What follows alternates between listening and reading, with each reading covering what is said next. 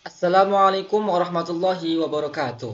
Perkenalkan, saya Pak Syafiqul Umam. Saya dari kelas 5 MPIA, mahasiswa UIN Profesor Ki Haji Saifuddin Zuhri Purwokerto.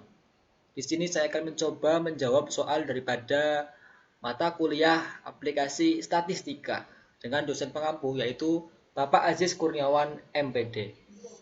Baik, di sini sudah tersedia soal ya. Soal UAS dari nomor 1, 2, dan 3. Baik, untuk nomor 1, kita coba jawab ya.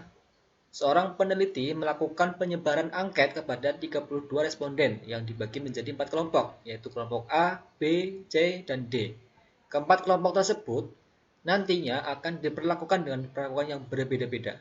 Bantulah peneliti untuk membuktikan bahwa keempat kelompok tersebut berasal dari kelompok yang homogen dan normal. Di sini sudah tersedia data ya, kelompok A, B, dan C, dan D. Baik, kita menggunakan aplikasi SPSS untuk menjawabnya. Kita buka aplikasinya. Kita tekan ke variable view. Tadi ada 4 kelompok ya, A, B, C, dan D. Kita ketik aja nama kelompoknya. Kelompok A, kelompok B, kelompok C,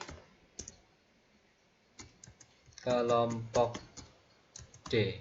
Di sini jangan lupa teman-teman tidak usah pakai spasi ya, karena kalau pakai spasi nanti nggak jadi, tidak bisa. Untuk desimalnya kita rubah menjadi 0 semuanya, jangan cuma satu semuanya. Kemudian untuk mesurnya kita juga rubah menjadi skala, semuanya juga, jangan cuma satu. Setelah itu kita kembali ke data view. Di sini sudah terdapat pembagian kelompoknya A, B, C, dan D. Kemudian kita isi dari data yang terdapat di soal. Kita kopikan aja angka-angkanya, kita masukkan ke SPSS ya. Kita pastekan. Nah, telah dikopas. Kemudian cara mencari tes uji normalitasnya yaitu yang kita tekan adalah analyze, descriptive statistik, kemudian explore, kemudian kelompok A kita pindah ke dependent list, kelompok B kita pindah juga ke dependent list, C-nya juga, dan D-nya juga. Kemudian untuk selanjutnya yaitu kita tekan plots. Kita centang normality plots with this. Continue. Kemudian OK. Sabar, kita nunggu hasilnya. Baik, alhamdulillah kita telah mendapatkan hasil daripada tes normality. Di sini ini hasilnya, guys. Setelah mendapatkan hasilnya, kita copy ya, kita copy ke Word.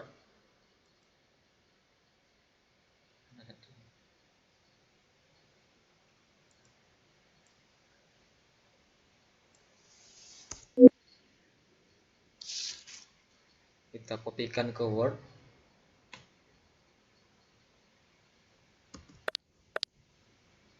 Nah, di sini setelah kita mendapatkan hasilnya, baik dari kelompok A, B, C, dan D, kita lihat itu signifikannya di sini. Signya yang kita itu signya. Jika signya itu lebih besar daripada 0,05, maka itu datanya normal. Tapi kalau kok signifikannya itu lebih kecil daripada 0,05, itu datanya tidak normal. Kita lihat yang normal mana aja. Yang normal adalah kelompok B dan C. Untuk yang tidak normal, kelompok mana? Kelompok A dan Oke, kita ambil kesimpulan ya.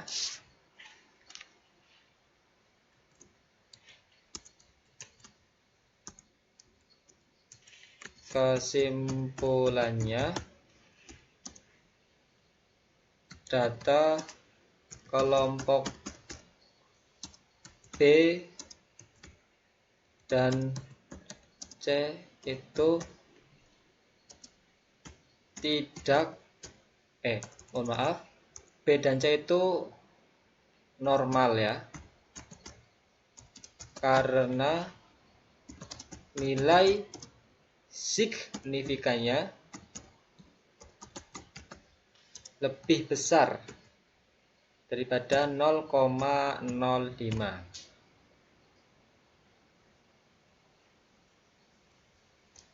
Untuk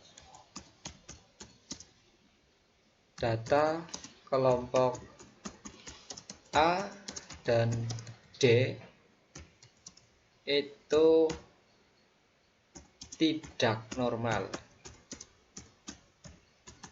Karena apa? Karena nilai signifikannya lebih kecil daripada 0,05. Ini kita ambil kesimpulannya seperti ini. Kelompok B dan C itu normal. Untuk kelompok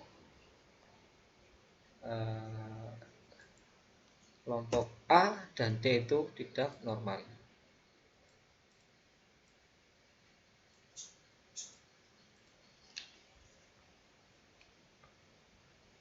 Baik, kemudian untuk homogenitasnya ya guys, kita cari bersama-sama. Kembali ke aplikasi SPSS. Baik, di sini saya menggunakan uji Bartlett. Uji Bartlett itu untuk membandingkan seluruh kelompok. Kita kembali ke variable view. Kita ketik uji B. Bawahnya yaitu kelas B. Nggak usah pakai spasi ya. Aku udah bilang, nggak usah pakai spasi. Nanti takutnya teman-teman lupa, malah nggak ketemu hasilnya. Untuk measure-nya kali ini kita menggunakan nominal. Kelas B-nya juga menggunakan nominal. Kita kembali ke data view. Nah, di sini sudah terdapat kolom uji B dan kolom kelas B. Untuk kolom uji B, kita isikan kelompok A, B, C, dan D. Jadikan satu ya guys, jangan lupa jadikan satu. Kita kopikan, di sini kita pastekan. Di sini kita tandai dengan kelas 1 ya. Kelas 1. Untuk kelompok B-nya juga kita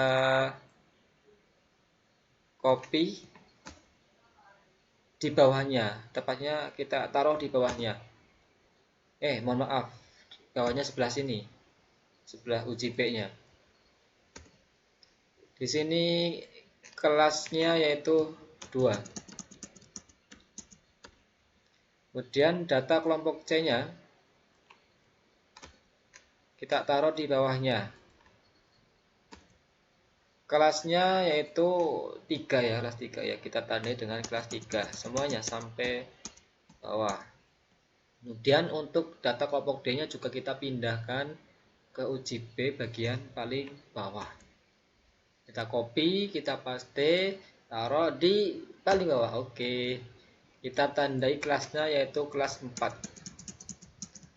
Setelah itu caranya yaitu langkahnya analyze, kemudian classify, kemudian diskriminan. Nah, di sini untuk uji B kita pindahkan ke independen. Perhatikan independen. Untuk kelas B-nya kita pindahkan ke grouping variable. Ini bagian atasnya guys, jangan lupa perhatikan. Di sini ada tanda tanya. Setelah itu kita tekan define rank. Karena ada 4 kelompok, kita minimumnya yaitu 1, maksimumnya 4. Continue. Setelah itu kita tekan statistiknya. Kita box M-nya kita centang, continue. Setelah itu kita OK-kan. Ya, kita tunggu hasilnya. Alhamdulillah, ini hasilnya diskriminan. Kita lihat bagian tes resultnya. Di sini kita tes resultnya, kita copy aja guys, kita copy, kita taruh di lembar jawab. Nah, yang kita lihat itu signifikannya. Signifikannya itu 0,428. Jika signifikannya itu lebih besar daripada 0,05, maka data di atas itu, maka datanya itu merupakan homogen. Tapi kalau lebih kecil berarti bukan homogen. Jadi kesimpulannya, karena di sini itu ada 0, adalah hasilnya itu 0,428, jadi data tersebut adalah homogen. Kita ketik aja ya, biar lebih mudah dipahami. Kesimpulannya, karena signifikan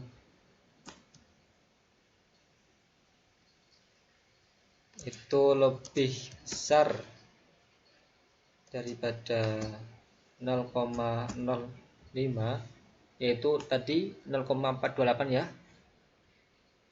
Di sini 0,428. Maka data di atas merupakan homogen. Kita ini ya, tebalkan. Bentar, kita tulis juga hasil signifikannya 0,428.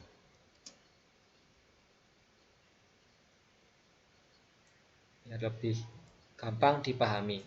Ya, ini jawaban daripada nomor 1. Alhamdulillah kita telah mendapatkan hasilnya ya guys. Baik, lanjut soal nomor 2, yaitu berdasarkan soal nomor 1, apakah terdapat perbedaan dari keempat kelompok tersebut dengan nilai alfa 5% ya. Alfanya ya sama aja kalau 0,05. Bagaimanakah kesimpulan dari data tersebut? Baik, langkahnya kita kembali ke aplikasi SPSS. Kembali ke aplikasi SPSS. Langkah-langkahnya yaitu kita tekan masih dengan uji tadi ya, masih dengan data yang tadi, uji yang barat tadi juga. Kita tekan analyze, kemudian compartments, one way ANOVA. Kemudian setelah itu untuk uji B ini kita pindahkan ke dependent list. Dan kelas B-nya kita pindahkan ke faktor. Kemudian kita tekan options, kemudian kita tekan homogeneity of variance. Setelah itu continue. Kita lihat hasilnya. Off dulu. Oke. Kita lihat hasilnya guys.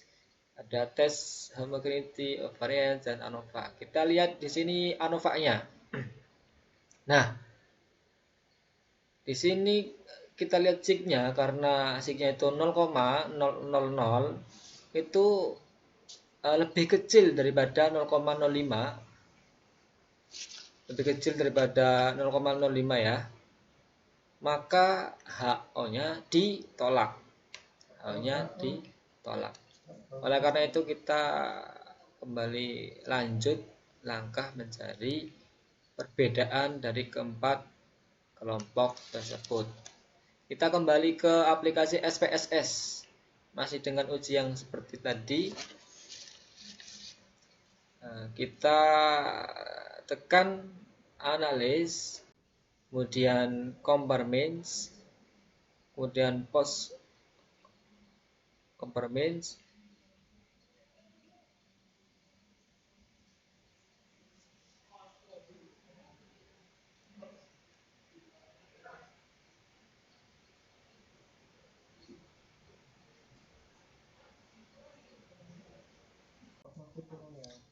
kemudian kita tekan port hostnya.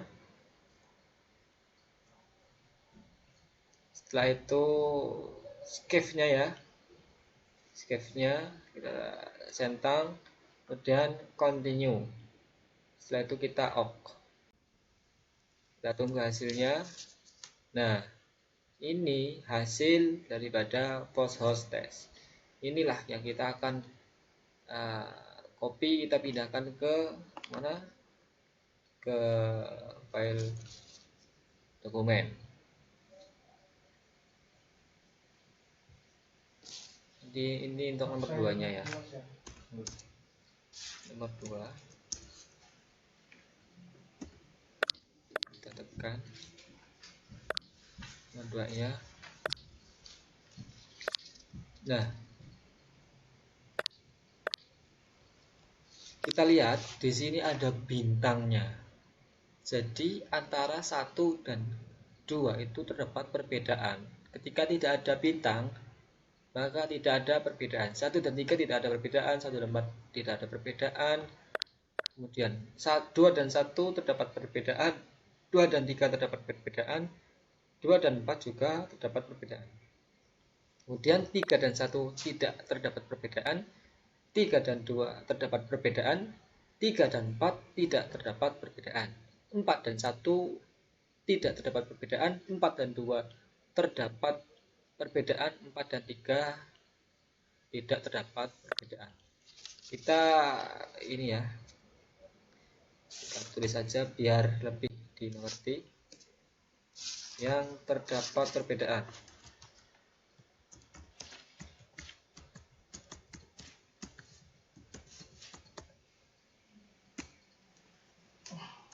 Yang terdapat perbedaan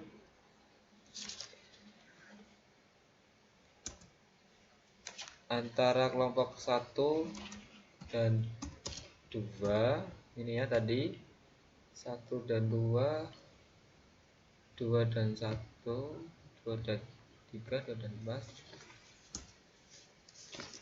2 dan 1, 2 dan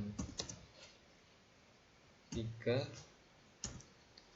2 dan 4, kemudian 3 dan 2,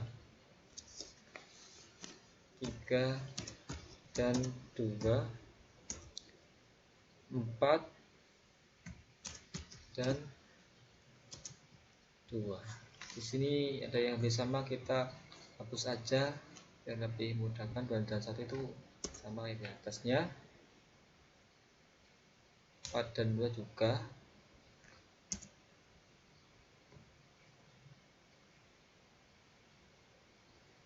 2 dan 3 juga sama di bawahnya.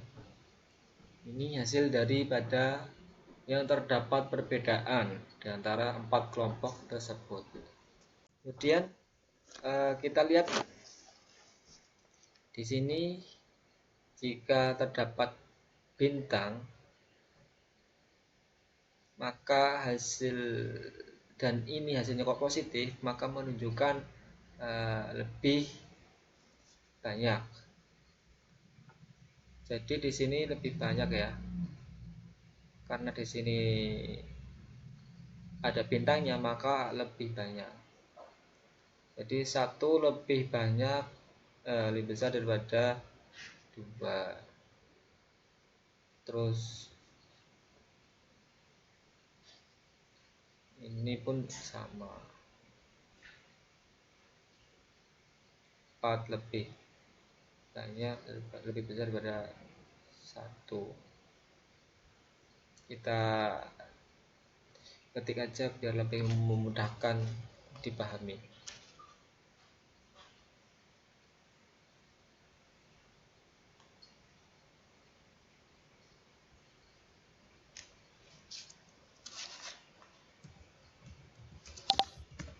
berbintang. Maaf, ini salah ngetik. Yang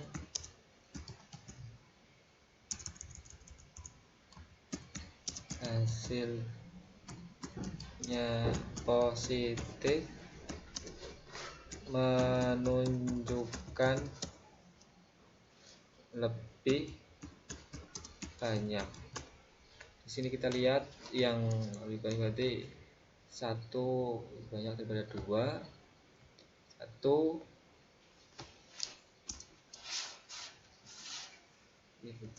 banyak daripada 2, 1 lebih banyak daripada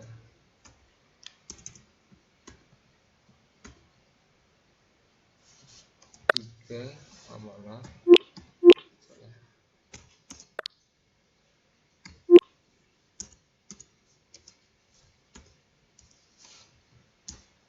4 lebih banyak daripada 1. Ini untuk jawaban nomor 2. Kita bisa lihat hasilnya.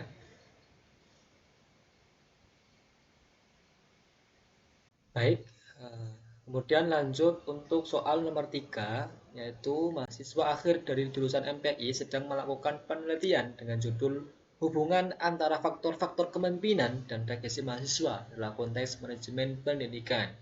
Bantulah mahasiswa tersebut untuk menyelesaikan pengaruh variabel dependen dan independen, serta buatkan persamaan regresinya. Jadi di sini sudah terdapat data ya dari faktor kepemimpinan X dan regresi mahasiswa. Kita menggunakan aplikasi SPSS. Kembali ke SPSS. Kita masih dengan data ini. Kita ke variabel view, kita buat variabel baru, yaitu tadi kita ketikkan saja ke pemimpinan ya, dan X bawahnya yaitu regresi mahasiswa. Jadi mahasiswa ya di sini pakai ini. Kemudian untuk desimalnya kita rubah menjadi 0. Desimalnya kita rubah menjadi 0. Mesurnya kita menggunakan nominal ya. Ya Mas. Nominal. Bukan, mohon maaf. Menggunakan skala apa nominal Mas? Menggunakan skala. Dengan skala. Ini mesurnya menggunakan skala. Kemudian kita ke data view. Di sini sudah terdapat kolom kepemimpinan X dan mahasiswa Y. Kita kembali ke soal ya. Soal di sini terdapat datanya, kita tinggal copy saja. Kita copy semuanya, kita copy, kemudian kita pastikan di SPSS-nya. Kita pastikan. Setelah kita pastikan, langkahnya gimana? Langkahnya kita tekan analyze, kemudian regression. Regression mana? Ini regressionnya, kemudian yaitu linear ya. Linear, kemudian untuk kepemimpinan kita pindahkan ke independen. Dan untuk mahasiswanya kita pindahkan ke dependen. Setelah itu kita off. Kita lihat hasilnya. Alhamdulillah ketemu hasilnya. Ini regression terdapat beberapa tabel, variabel enterprise profit, modul summary, ANOVA, dan koefisien. Yang kita ambil yaitu model summary dan koefisien. Jadi kita kopikan langsung saja, jangan kelamaan. Kita pastikan di lembar jawab nomor 3 ya. Lembar jawabnya sini. Kemudian untuk koefisiennya jangan lupa kita copy juga. Kita pindahkan ke lembar jawab. Nah, di sini kita bikin persamaannya ya dari dua variabel tersebut. persamaannya yaitu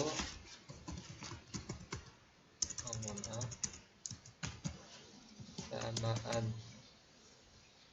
menggunakan rumus Y sama dengan A plus B X ya. Kemudian Y-nya A-nya berapa di sini? A-nya itu kita lihat di sini 14,0872 14,872 plus B-nya berapa? 1,125 X ya. X-nya jangan lupa, jangan ketinggalan. Ini persamaannya. Kemudian untuk pengaruhnya berapa persen sih? Kita lihat ke tabel model Semari. Di sini kita mencari berapa pengaruhnya.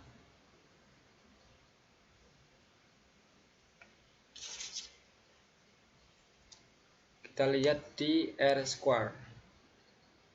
R square-nya ya. Kita langsung saja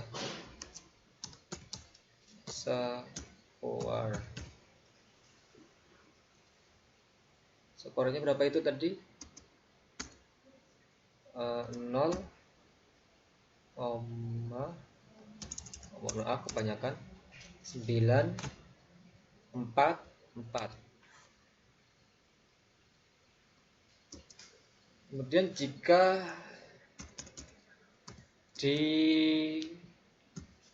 dijadikan persen itu berapa sih?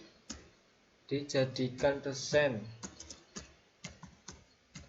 jika 0,944 itu dijadikan persen itu adalah 94,4%. Tanda persen mana?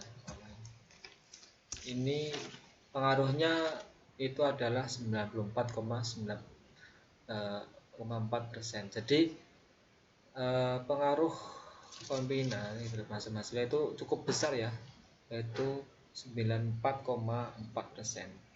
Baik, ini untuk jawaban nomor 3. Alhamdulillah telah ketemu.